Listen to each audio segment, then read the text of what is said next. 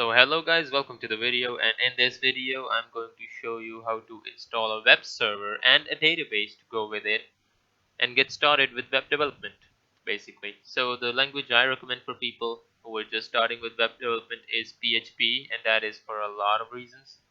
But if you agree with me, just head on over or continue with the video or whatever you want to do. Yeah, whatever you want to do. I will not force you to do anything. Alright, so yeah, let's move on.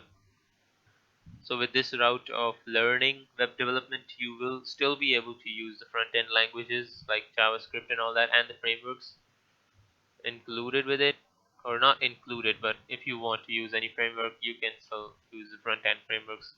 So don't worry about that.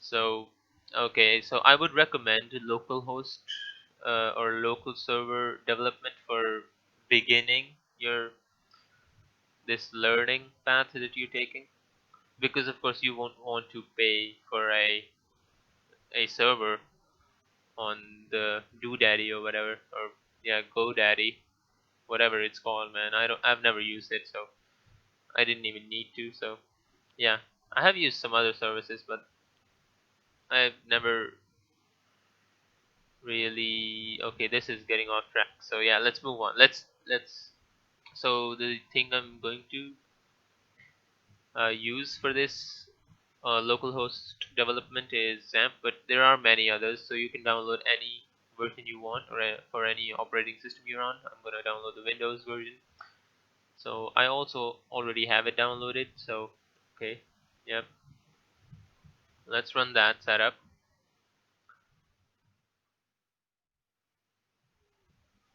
Let's wait for it. Yeah, it is a little slow, but let's wait for it. Let's be patient. All right. Okay, so that warning right there was for you don't want to install it into the drive where your operating system is on. Well, it was telling you about the program files folder, but I would recommend not installing it in the drive. I would just ignore the whole drive and don't install it in that.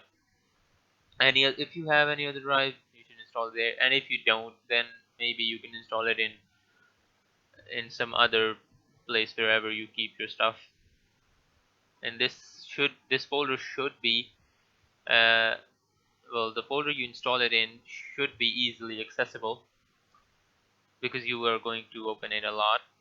And I would recommend don't install that. If you want the full features of XAMPP, you can still do it, but I don't need it, so I'm gonna untick that. It's all in personal preference, and I don't need it. So next, yeah, this is where you select where you want to install it, and I'm gonna install it where I want to install it. You install it where you want to install it. I'm not gonna force you or anything here, but yeah, install it in a make a new folder in your wherever you keep your stuff, name development or something, and change the icon like I have here. So let's wait for this to install and then head on from there, or continue from there. I don't know why I'm using that word so much. So yeah, after installing it, oh wait, what? I was definitely not watching that. Yeah, let's just ignore that. Okay, so after installing it, you wanna keep this ticked and press the finish button. That will run the program for you, the control panel specifically, and this is the control panel. From here you can run the Apache server, MySQL, and whatever you want. Yeah, so for now we're gonna run these two servers, and I'm gonna show you how they work. Well, not how they work, well, mostly how they work. Alright, so you can go to localhost right there, and that's the server that is running on your computer. This page is, as I said, is, as you can see, in dashboard, and that's in the htdocs folder. All the stuff that you can see on this localhost is in the htdocs folder. You can change that, but that's not part of this video for now. I might make another video for that, but this is the folder that you're gonna work mostly in, and this dashboard is in this folder, and this is everything for that, and this is probably the index.html file. And if you want to make another folder or a project, for each project you will probably make a new folder here, and you just name it PHP project or whatever. Make a new file, index.php. And also, let me tell you about that. If you cannot change the file type right here, like I changed here, there, you need to go to View, Options, or yeah, just tick this file name extensions. And if you're on some other operating system or an older version of Windows, you need to check. You can Google how to change file type extensions or whatever file name extensions, and create this file. Okay, so after you've created this file, just go to edit. For now, I'm going to show you how to do it in Notepad, but I'm probably going to tell you how to use code later. But to keep this video short and easy, I'm going to use Notepad. So just type in PHP. These are the starting and ending tags for PHP. Wherever there is PHP in a PHP file, you need to put it in between these tags. That's the starting tag. This is the ending tag, and just say PHP info. That's a function. If you have brackets in the end of a string, or it's not a string, but if you have brackets on the end of a name or whatever, then that's a function. And you need to put a terminator, that's called a terminator, or a semicolon at the end of each line or each statement you have, and save that file. That was just a little programming tutorial for you. Well, a little. Okay, and go to PHP project. That's how you access a folder or change the folder that you've just created, and as you can see, it's right there. This is what that function does. It echoes this or prints out this information. And if you can see PHP in this page, it's probably up and running. Well, it is definitely up and running, and the XAMPP is working correctly like it should. Okay, so let's close this now, and let me show you some other things.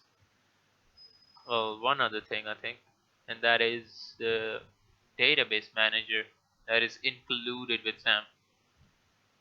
That's PHPMyAdmin, and you can create new databases that you want. You would probably be creating a new database for each project here, or project, or whatever you want to call your toy projects. I don't know, you know.